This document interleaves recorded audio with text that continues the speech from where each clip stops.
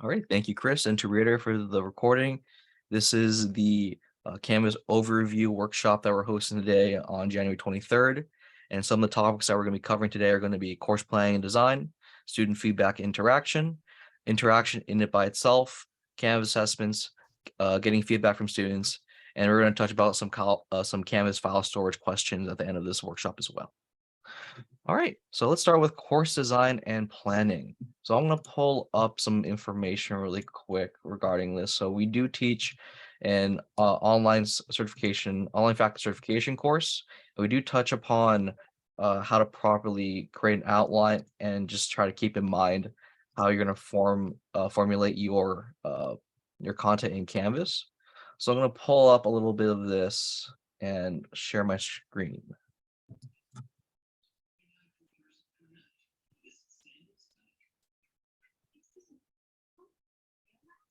Everybody see my screen right now?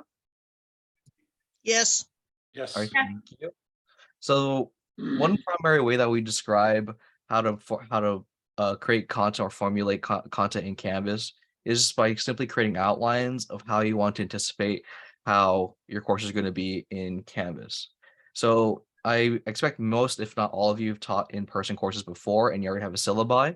And so you already have these great chunks of information on how you want to formulate a lot of your units, your student learning objectives. And in Canvas, primarily how we organize content is going to be through your modules. So modules are anything from weekly to unit to however you want to space out your courses.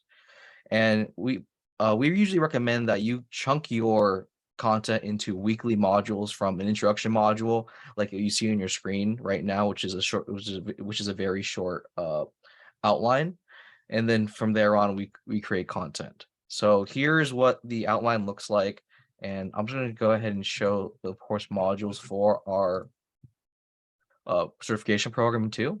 As you can see, we have reading pages for students to learn and to understand what they're going into and overviews. So that will be a good preface to understand what's going to happen.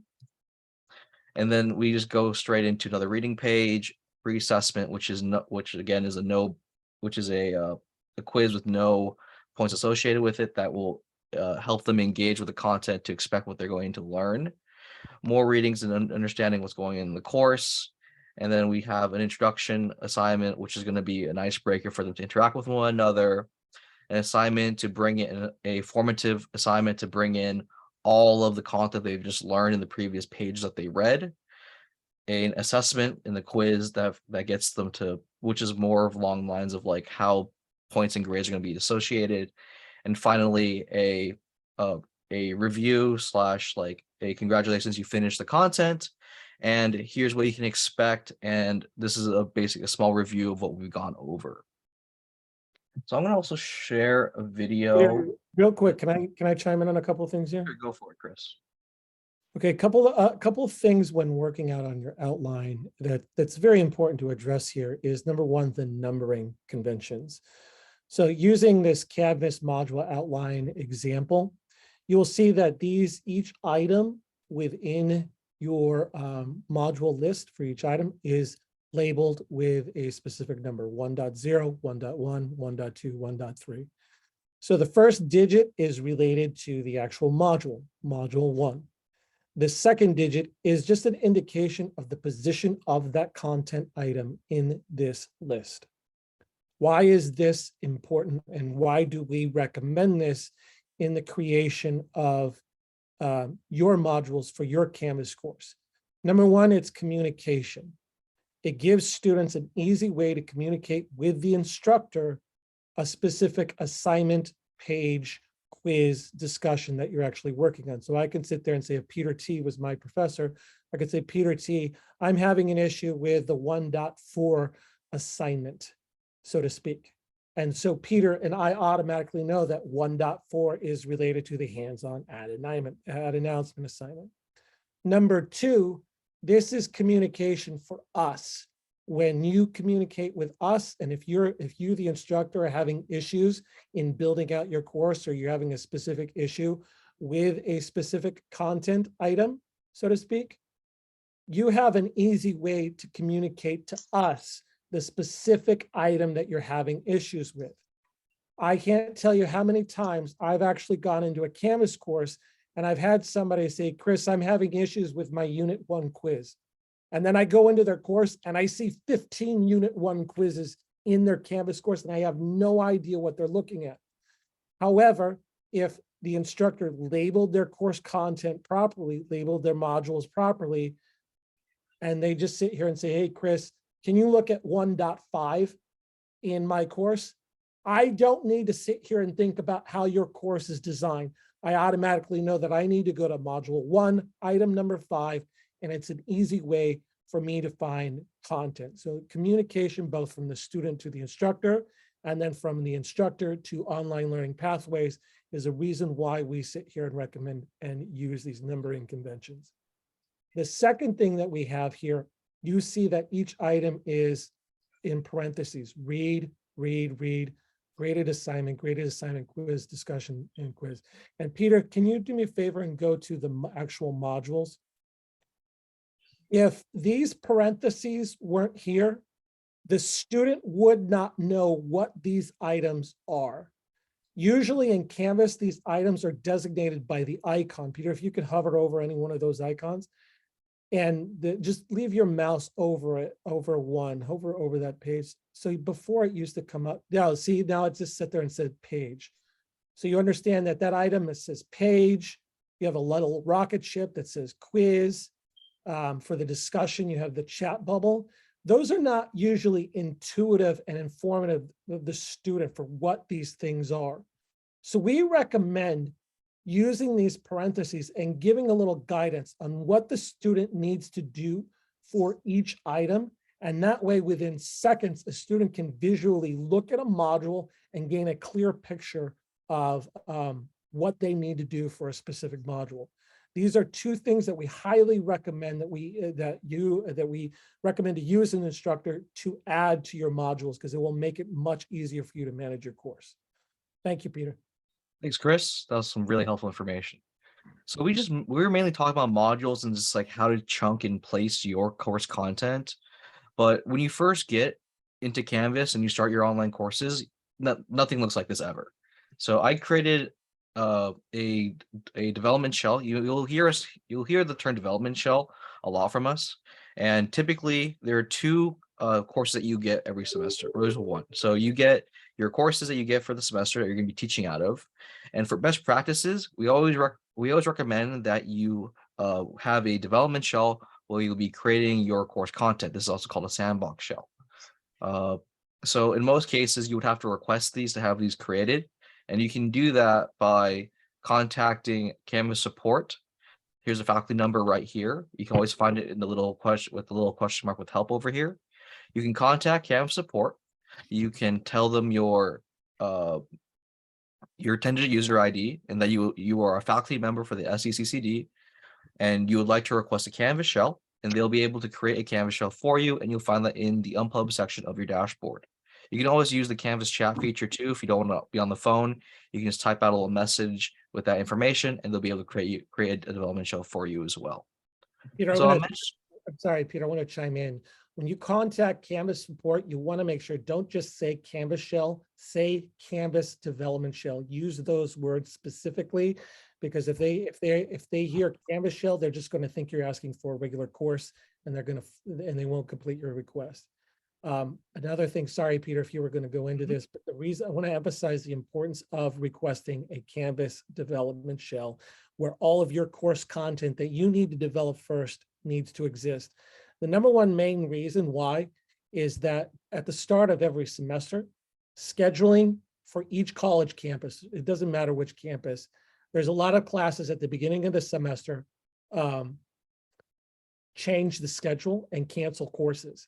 And I can't tell you how many times where we've had instructors build out their courses for a semester in an official course only to have it canceled. And when it's canceled, the Canvas course shell for that official course gets deleted. And we can't guarantee whether or not we can retrieve your course content. That is why we say request a Canvas development shell. And to be more specific, all a Canvas development shell is just a shell that's not connected to the PeopleSoft system that creates these shells for these official courses. So when you create a Canvas development shell, it will never be deleted by the scheduling department. So you can use this this development shell as a backup for your coursework. So I just want to make that point. Yeah, thank you, Chris. So I've also posted some things in the chat that you might want to take a look at. The first thing was I sent a quick 5-minute video that goes on how to design content for online courses and how to go about that process. If we didn't touch upon that, it goes more in detail about that.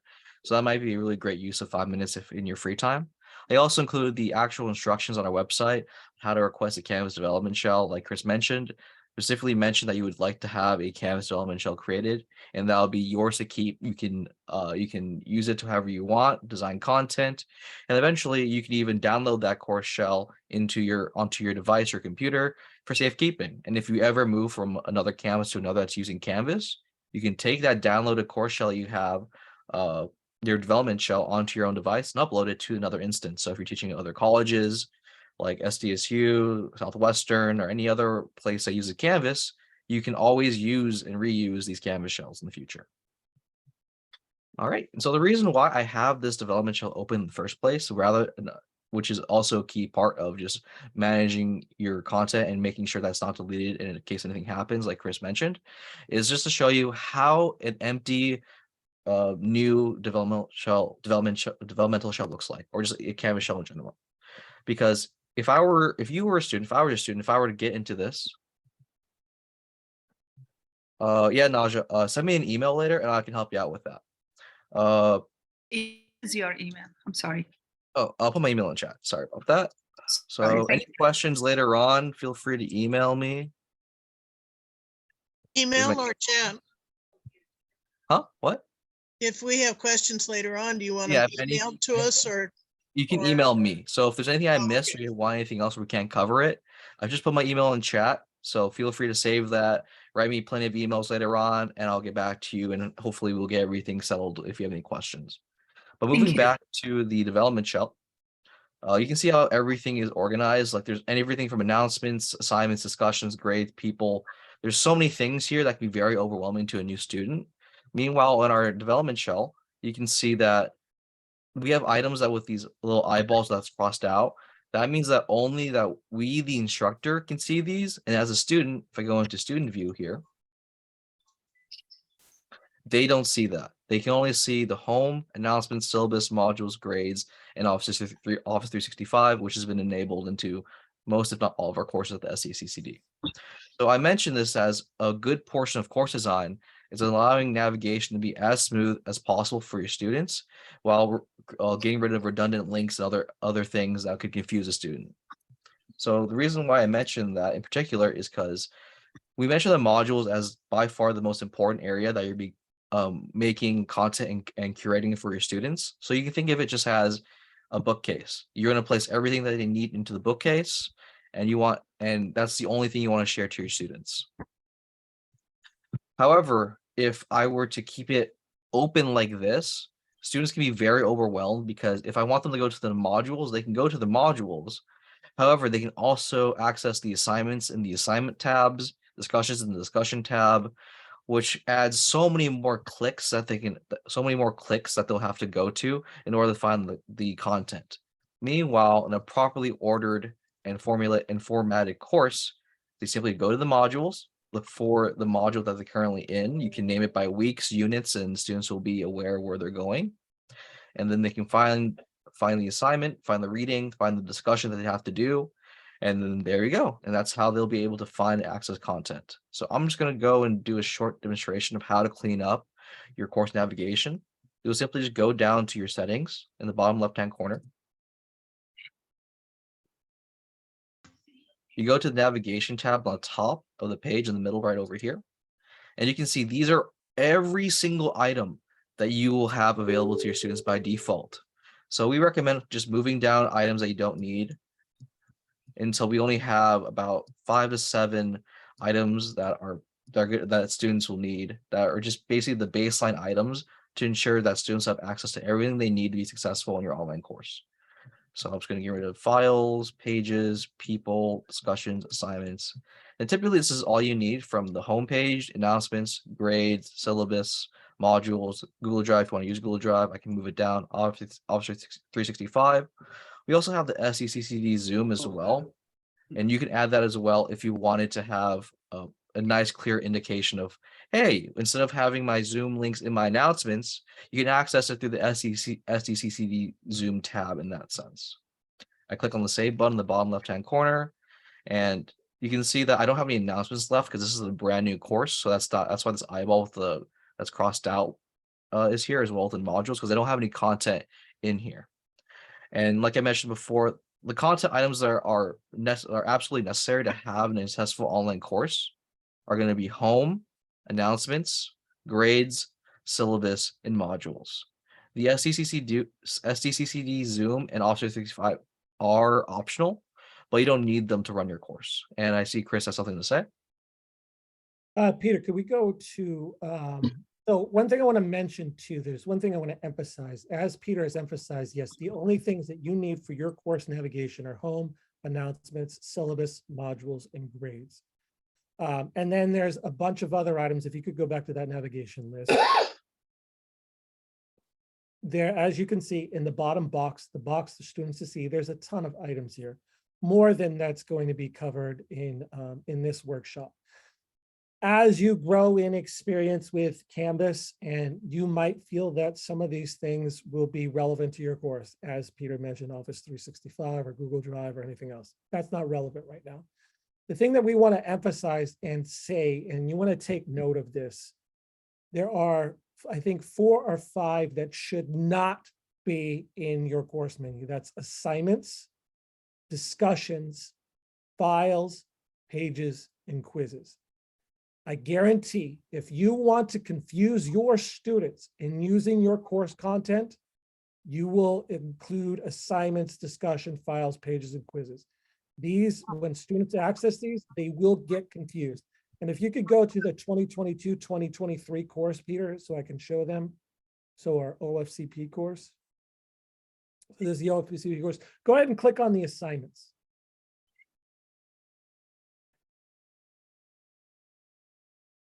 As you can see, and this is another reason why we have this numbering convention, because if you didn't have this numbering convention, you'd be even more confused as an instructor using this section. This assignment section is not ordered in any organized fashion. It's just created in the order that you've completed your assignments. And students, if they were to see this page, they would have no idea on what to do. Peter, could you click on pages, please?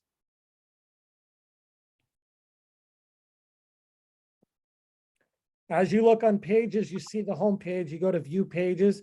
If you were to include this, you would also see another very unorganized file system. This is only for instructors to use. If students were to see this, they would get very confused and lost and have no idea. And if you can click on files, files are only for instructor use only. I'm not going to go into this that much, because I thought Peter said he would cover this, but students should not be accessing this. And then finally, we'll just say quizzes, and we'll leave it at that. If you can click on quizzes, Peter. And again, you can see quizzes are covered. We have quizzes from module 1, module 2, module 5, module 7.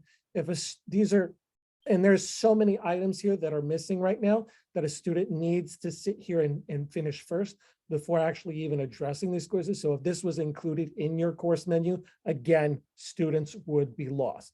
So while you might have other features that you would want to include in this, assignments, pages, files, quizzes, and discussion should stay off your course menu, period. Chris, can you show discussions? Yeah, Peter, could you show discussions? Yeah.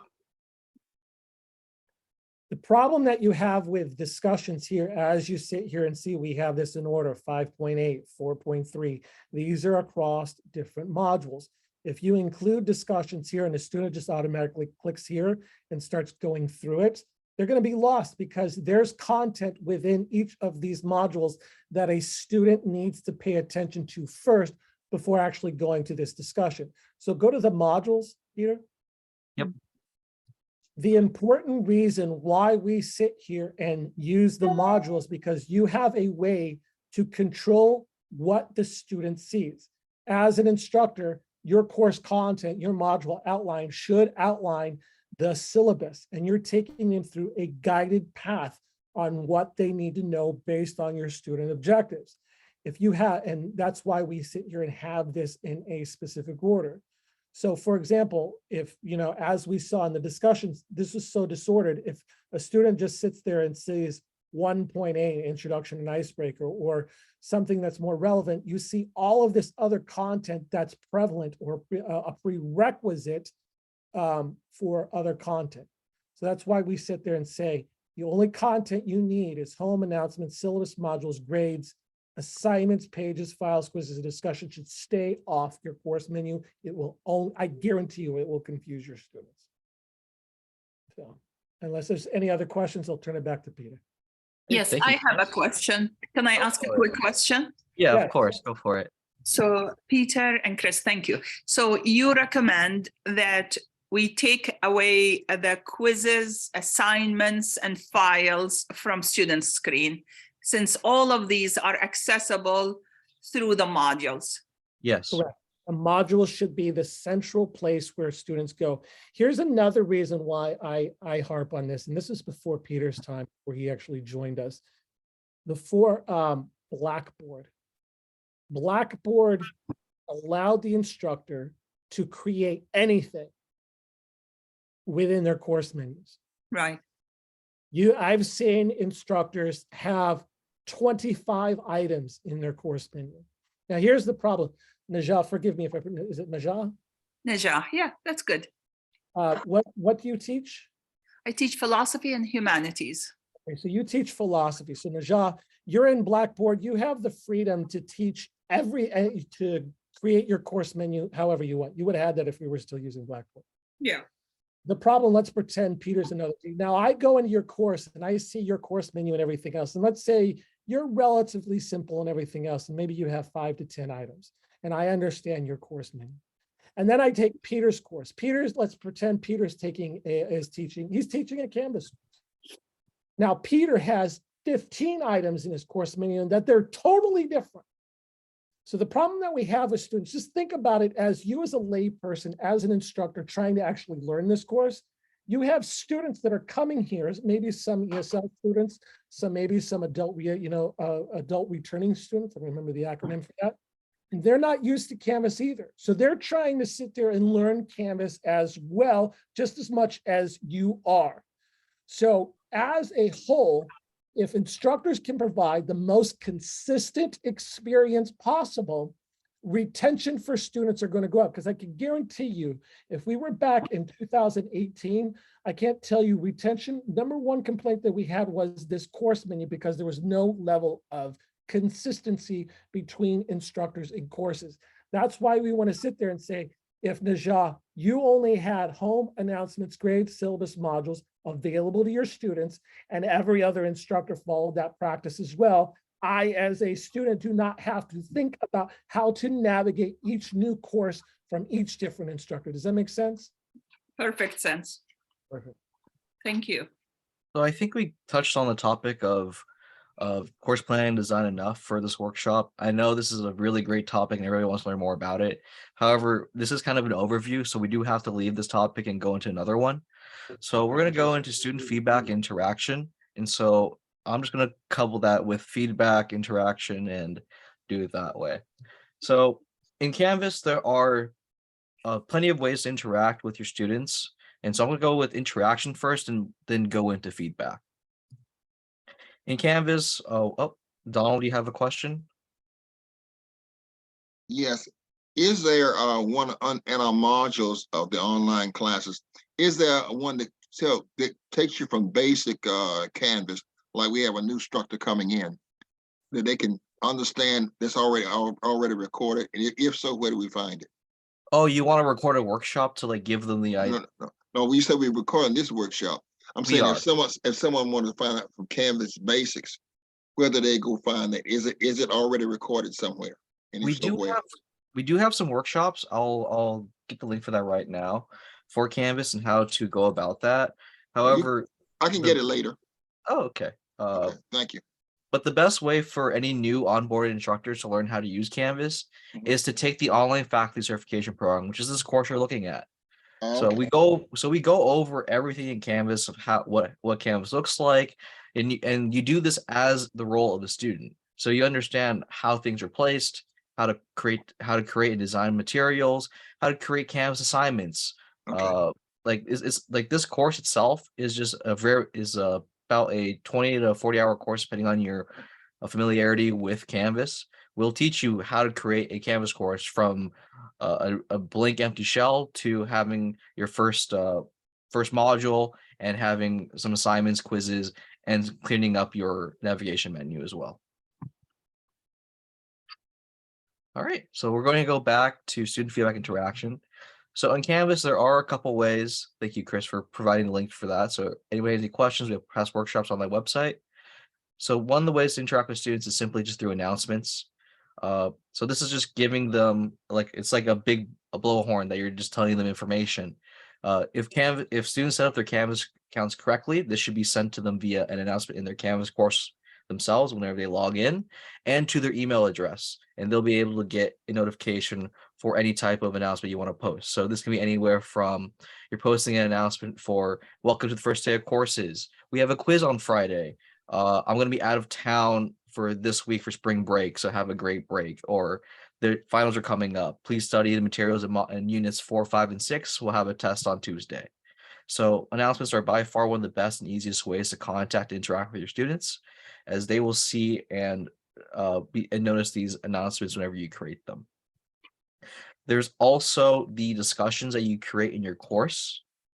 So creating a discussion in it by itself is a big forum that you allow students to communicate with each other. You can have fun topics like icebreakers that allow them to share information about themselves, pictures, videos, anything like that.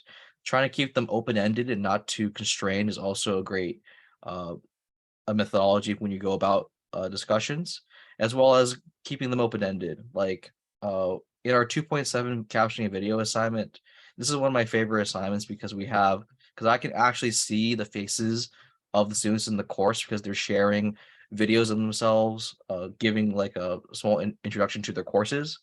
So it's understandable that in an online course, if you're not actively zooming and you don't see the faces of your students, that it can get a little hard to relate with them and to interact with your students. But encouraging them to create videos and just to post them and share them and give feedback to each other is a great way to, again, for students to actually see that there are people behind the screens and behind the names of that they see in their assignments and their discussions. It gives them the chance to share a little bit about themselves if they do feel comfortable, because it is not because we can't force a student to turn on their camera and to show us their background or anything like that, because that would violate FERPA.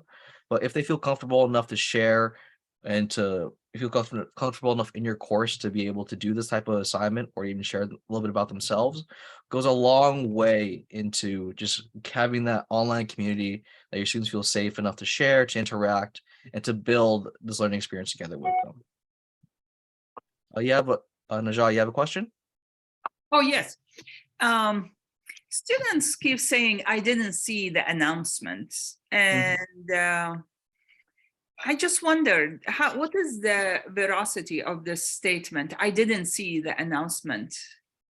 Again, like I mentioned before, students will get, if it's all set up properly in their accounts, they should have by default the email that they use to register for courses or even register for the SDCCD as their primary until we move over to having the student email set up.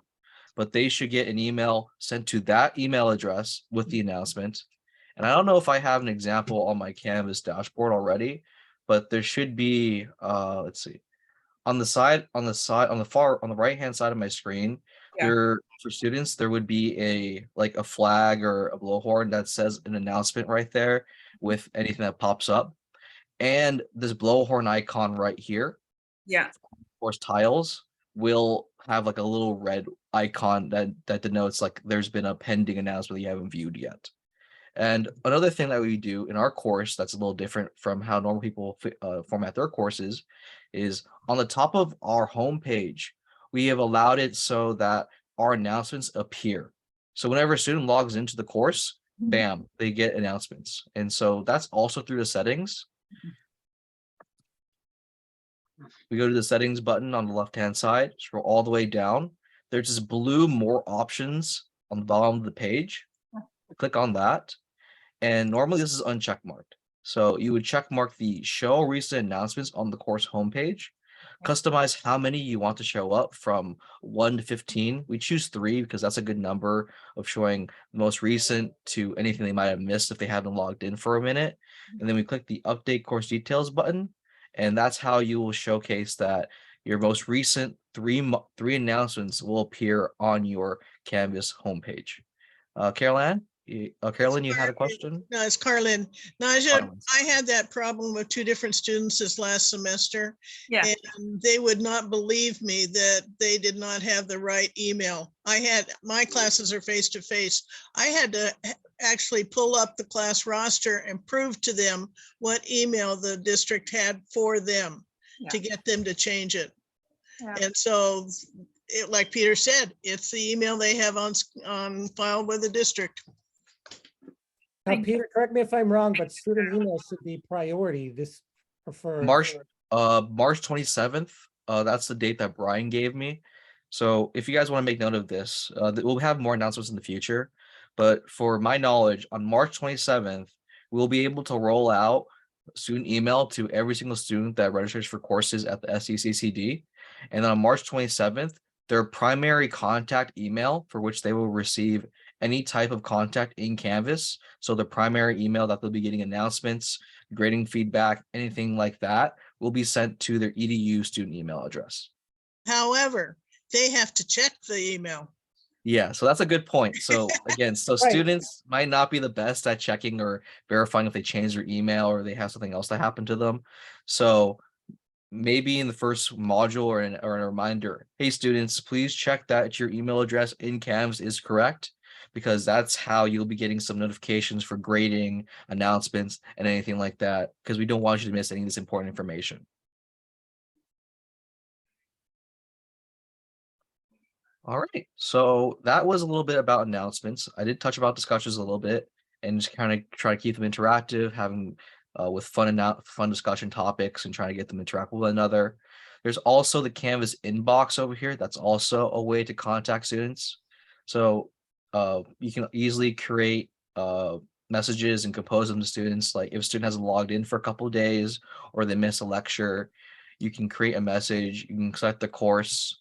So for me, I can go to I have a lot of courses, unfortunately. Yours will not look like this, but I can go to, if I can find the OFCP.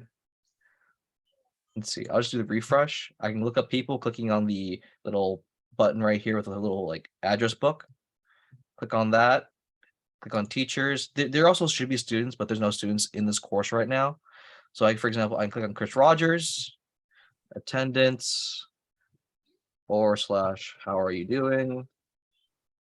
And then I can write my little message here, send him that message, and that should again go to his Canvas account, and he will be notified on his email that he has received a Canvas inbox message as well. So that's another interaction tool. Another interaction tool that you may have is Pronto. So if you notice on the bottom left-hand corner of my global navigation menu in Canvas, I have this Pronto button here with this little chat bubble. So you can think of this as like text messaging, instant messaging that we have for Canvas courses. So if I click on Pronto, this little window appears in the bottom right hand. Oh, yeah, bottom right hand of my screen. And I can see that there is a entire chat built for my course here for the 2022-2023 online faculty certification program. So unfortunately, no one's taking the chance of using this. So if you want to have like class-wide discussions or just ask people how they're doing, you can do it that way. You can either have the option of creating video calls with everybody in Pronto as well. So I've had instructors actually use Pronto to lead their entire classes, not use Zoom, because it might be a little bit more accessible if they're using their cell phones because Pronto is very similar to like the Facebook Messenger app, the Instagram Messenger app, something like that. And the students, you know what? Well, the one thing is I keep getting student tax forms. So is there a way, are they fixing that? Like every semester I get like 10 student tax forms that are meant for the counseling center or the financial aid. Are you guys working on making sure that doesn't happen? I mean, are you getting those you know, directly to Canvas? I've never heard that through before. Pronto, bro. Through Pronto. Through Pronto. Okay, I've We're never getting heard. like a lot of IRS, like 1049s, dude. Yeah, easy 1049s. Yeah. Wow. Okay, I've never heard that problem. Can you Yeah, send me I don't know. regarding that? That's like a FERPA violation, right? Or whatever. I don't Yeah, know if because you we know what that shouldn't is. have Yeah. that type of information, Okay. honestly. Okay. So can you send me an email about that and I'll look into it? I'll contact some of our Pronto representatives. Yeah, I'll and we'll let you see know. to the bottom of that. Wait, thank you. There's also ways to direct message students. So for example, I had a student in this course, Jessica Medina, message me. And so we were able to, she was asking me questions about the course. I was able to immediately get back to her. So this is a great way as well to access and look at student interaction on a like a personal, quick way that they're more aligned to respond to. And let's see, do I have Pronto here? Okay. So I'm gonna also throw the Pronto dashboard here as well. Now I'm gonna throw this link in. So all courses at the SDCCD should have Pronto enabled. So if you do want to access or turn on or turn off Pronto, if you don't want to use it, you should have access to accessing the Pronto dashboard. So I'm opening it right now. Hopefully I can log in properly. It's logged in with your Canvas information. You can authorize it because I'm logged in the semester. But in your dashboard, you can see and manage all the courses that you have enabled with Pronto. And so for I want to go to the 2021-2022 Pronto I have. I can look at any groups that I created. Unfortunately, I didn't have any. But if I wanted to disable it, I'll click on the Disable Pronto button like this and disable it. And so in case you don't want to use it, or if there's any issues with it, you can always turn it off.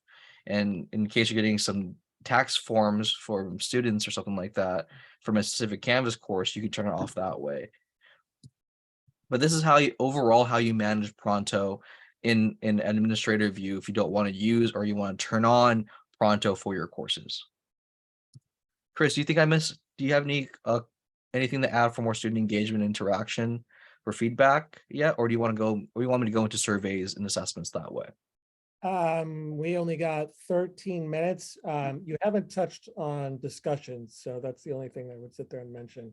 I mentioned discussions a little bit in the case of like how to engage more like with the 2.7. But again, let's see. Let's go to the icebreaker discussion. So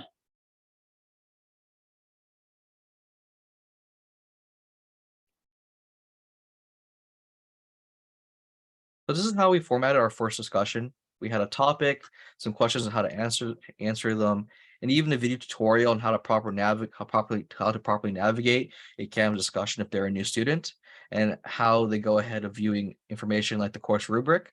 I had a question about a rubric too. So typically we don't have rubrics enabled in Canvas. But students do have the option of viewing the rubrics by clicking on the 3 buttons on the top right and clicking on the show rubric button. So this is how they'll be able to understand how they're going to be graded and how their content's going to be evaluated. And we do show this in our instructional video as well. So we have more information on how to update your work, how to move forward with it. And of course, we have entries from Chris and I in Canvas. You have the ability of liking, replying, and also adding more ways to give feedback to your students. So as an instructor, I can go ahead. I personally go ahead in my feedback. I go into the grade book and I give them feedback there. But if you wanted to, and you want to have students read and look at some of your responses, actually see that you're interacting with every single student, you can do it this way. But it is a little time consuming. So what I would like to recommend is perhaps going ahead and we all don't have enough time in the world and we're running out of time in this meeting in itself. Is you can record short videos in the grade book ranging from like 30 seconds to a minute, explaining that you viewed their content, you looked at it, giving them feedback that way. And I'll see if I can access it right now in the speed grader so I can show you guys. Let's see. go to Beverly. So I can record a video media comment right here. And I have the option to record media, and it will take my camera and my microphone. Unfortunately, I'm using my camera right now for Zoom, but using the record and upload media content option in Canvas, in the Canvas gradebook itself, you can greatly make grading much faster instead of typing everything out, and just verbally give them feedback and information or improvements on how to based upon what they submitted. So that's a really great way to do that way. Next final thing I'm going to touch about for feedback is going to be assignments. So, or actually quizzes.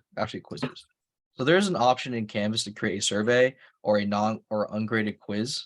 And so we don't currently have one in this course, but you can easily create one by going to quizzes, click on the create a quiz button, which is the top right-hand side.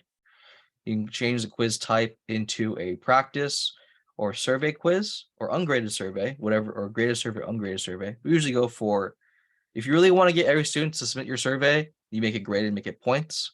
But if you really want to, if you truly want it to be optional, to give students the opportunity to give feedback if they really wanted to, you can make it ungraded. And this way you can, if you're familiar with creating quizzes, you can go to your question bank over here, create your questions, give a little detailed explanation what this quiz is about, and then create it and show it onto your modules, and students will be able to answer and give feedback that way for your courses.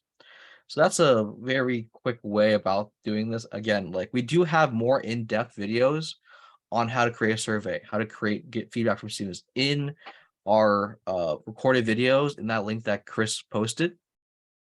So if you have more questions about that, you want more in detail, hour-long like videos that go really in depth about how to get feedback and create these surveys, look that up on our on-demand website that Chris did post in his previous comment. So I have 9 minutes left. I think I commented about almost everything we had. I still need to talk about files for okay. Yep. Carlin, sorry. I'm the one you're going to do the files for. Yep, that's the one. So based on what you've been saying, I am guessing that if I have a development shell for my business math class, I have a current semester business math class shell, Canvas shell, and I have a shell from 2017. The files in each one of those are independent. Yes. So like the 2017 one, I can delete stuff there. It will not affect the other two. If I go into the development shell and I see a bunch of duplicated and outdated stuff, I can delete those. They will not affect anything else until I use the development shell to then set up a new class. That is correct. Yay! One thing I want to make clear too, because there's two things that we need to be clear about. There is a 2 gig limit on each course, and considering since the pandemic, every single class, before 2020 and 2019, it was only the online instructors that had Canvas shells, and then you had the hybrid ones. The fully on campus course did not get Canvas shells. Now, post-pandemic, everyone has a Canvas shell. So we have to be very mindful for the total allotted space that we have within Canvas to manage files within our courses. Okay, so it is very beneficial that maybe at the midpoint of the semester and at the end point of a semester, you go over your courses and manage the content and try to figure out, is there anything that I need to remove and download and delete? Because we won't be able to extend that space. And if you do need extra space, we would encourage you to use either Microsoft OneDrive, which, if I'm not mistaken, Peter, you get up to like 1 terabyte with Microsoft OneDrive. That's like a terabyte. 5, or you can use Google Drive as well. Also, I can tell you also, if you don't manage your file content, there will be some day down the point where future you is going to be very frustrated because you might have to hand that course off to another instructor, or for some reason have to redesign that course for some reason or another. I can't tell you how many times that we work with faculty members transitioning from Blackboard to Canvas that never managed their file organization and was teaching for the district for over 10 to 15 years and had 10 to 15 years worth of content that they just migrated and copied over and over again. And for some instructors, it was virtually impossible for them to migrate everything because it was so disorganized. So you want to keep that in mind as well. Does that mean that old ones from when we first started that eventually we'll be asked to delete the entire course? No, not necessarily. It's just in the process and how you copy content from one course shell to another. Okay, so as long as I'm using the DS and then copy from the DS to the new course, I'm all right then. Yeah. And just Thank to you. preface this, no course at the SDCCD is deleted unless it's through the scheduler. So if you teach a course in 2017 or 2018 when you first launched Canvas, that course is still alive and is still in your account. Like, and we nothing's deleted yet. No, there's no system for that, right, Chris? Like everything still stays in put as long as Only time a course will be deleted if it's canceled by the scheduling department at any college campus. yeah. So if you teach an entire course to its end and it concluded, and you did all your finals and grades, you still have that. That's safe. Like it's only when that weird in-between period in the beginning of the semesters where you don't know if you're gonna get your course load or not. That's the only possible time where courses are going to be deleted and you're going to lose data. I think at endpoints, since we're talking about this, I think it's good. Can you share your screen again, Peter? Sure. I think this is very important for us to sit there and go through too and show you how to back up your course. Oh, yeah. So let's go in. So we're in the 2022-2023 course. And Peter will go to settings. And referring to the right-hand column, you want to export, you want to click on export course content. You want to export type, you want to click on course and then just say create export. Now this is a pretty big course, so it might take a little while. You'll have this is a little progress. Oh, it's actually going quite faster than we have. You don't have any file, we don't have any videos or anything like that. So this course is probably gonna be under 300 megabytes. I downloaded one. I tried to export one for an instructor the other day and it was over 3 gigs. Yeah, so that's when they have video content, lots of files, or just lots of content in there. Like usually for a Canvas course, you're looking at like under half a gig if you're doing everything correctly, if you're not going past or nearing that 2 gig limit for your courses. And that's typically just, just having files, quizzes, assignments, all that stuff. So right now we have this. So Peter's going to right click. I don't know how he saves content to us, however he decides to save. So you could right click and then say save link as. And then he's going to save a copy of this course to his computer in a location that he's familiar with. Let's put in my downloads file and it's done. That was quick. And then if for some example, let's just pretend that this was an official course and this course was actually deleted.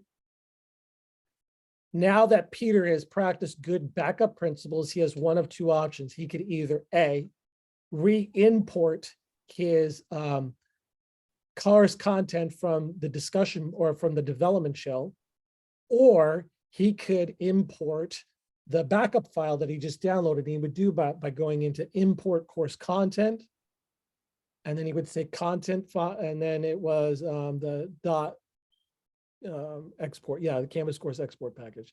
And then he would just go through and select his content. But he's not going to do that now because it's already, he's going to do that, open, and he would say all content, and then he would import it again. But don't do that.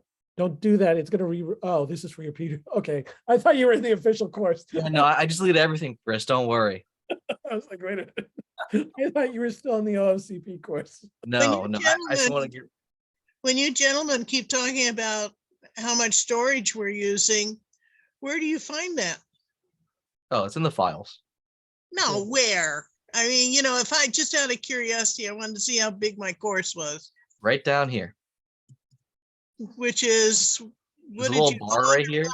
Okay. I went to files and the bottom left, 2.1 Thank gig. you.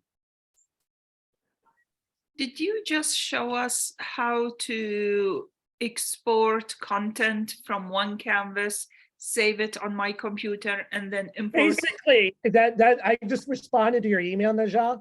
Basically, that's what I just did. Okay, so basically what we did was, so you, in your Canvas course. Yeah.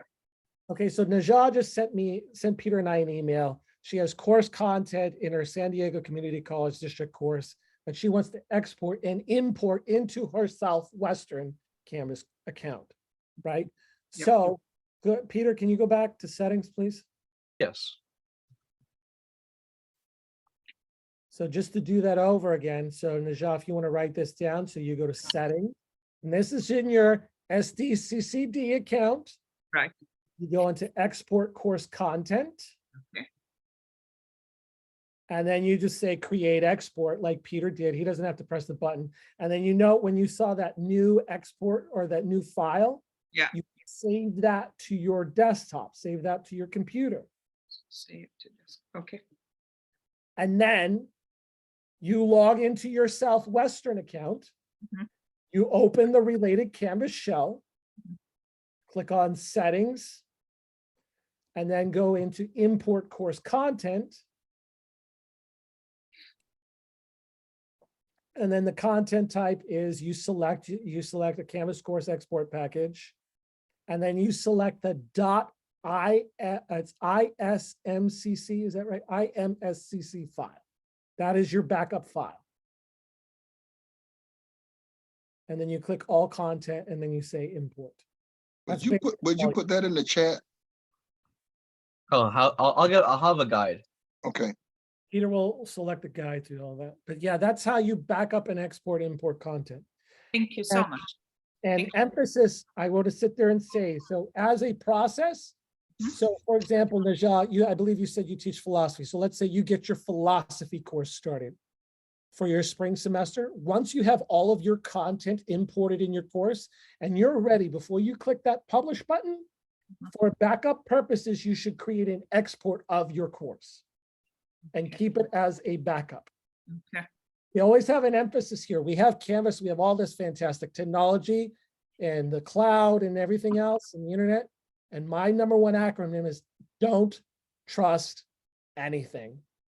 Number one, you have a scheduling department that's canceling and restarting classes every time.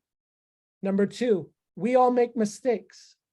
And then number three, we're dealing with cloud computing systems that are beyond our control. So to save headache from your future self, always make sure you back up your work properly. Now, is that true also if we're doing all of our finessing in the development shell? No, we don't. Nobody in the district touches your development shells. Those are only for you to access, and they are yours to. So we don't have to worry about them, what he just said about. It's always best practice to make backups for everything you do. So you can make a backup right now for your course, and then in the case that anything ever happens, or if you want to move to another district, you will always have a copy of your course. But for your development shells, there's no system that currently exists in the community college in our district that will affect any type of development shell that you use to create your course content. Okay. And I did post guides for how to take this export package and how to use it and import it to your Canvas shell, and another guide to go over what we just did, which is how to take an export and how to back up your Canvas shell. So just one final thing is, as we saw that I imported the export package from Canvas, it completed. There are some issues that's usually with question banks. Well, if I click on the home button now, you can see that everything that was in the 2022-2023 online faculty certification program has moved over to this workshop shell that was completely empty when we started this workshop. And I think that covers everything. It's already been our hour. It's already 4:03 p.m. This workshop will be recorded and will be posted and shared in another email. We're still figuring out some processes with how we're going to be moving on from one recording website to another. We will be sending I have a record of everybody who attended this workshop. I will send the link to the recording, so all of you will have access to it. And feel free to look at any of our other workshops we have scheduled this week. Thank you so much for attending. And once again, I'm going to put my email and Chris's email into the chat.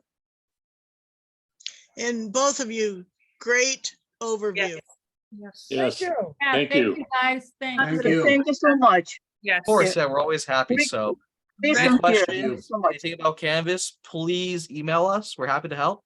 And you have anything to say, Don? I see you have your hand raised Yes, up. are we gonna include the recording of this session in the OLVID, or would you have the other recordings on somewhere else? That's why I mentioned we're having there's a transition period we're having right now. Okay, We're going to place those recordings on our direct website. So in the meantime, again, I have everybody's email address in which they Okay. use to register for this workshop. So I'll be sending all of you an email with the recording. okay. Thank you very much. Thank you. Take care, Yes, guys. sure. Have a good day. So Thank have you. a great day. Enjoy the rest of your week and send me some emails if you have any questions, and take care. Thank you, everybody. Thank you Thank so you. much. Thank This you. was to the point, precise.